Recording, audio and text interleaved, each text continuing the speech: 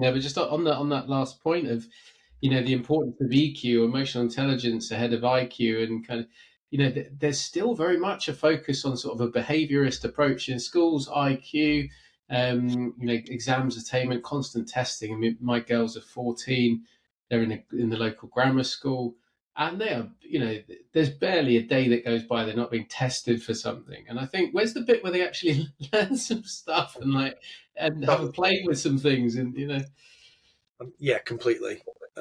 I do think that I always said to my daughter, I've got two teenage daughters, you can always reset exams, you can always redo qualifications later on. It's not the end of the world, it's not the be all and end all, because there's so much stress placed on, so much pressure placed on children at school, and the Mm. testing regime and the homework, and it's really high pressure. And then it ramps up when you go to do A levels, and then it ramps up again when you go to university.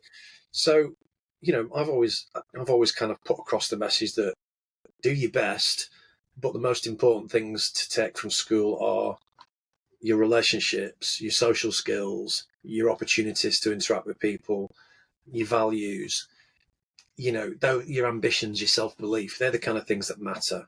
Everything else you can pick up later on. Mm. Um, this is probably not the right message for someone who's just delivered a randomised trial in hundreds of schools. But I just think it's more important that we produce happy, not happy. That's the wrong word. I'm not sure happy is the right concept.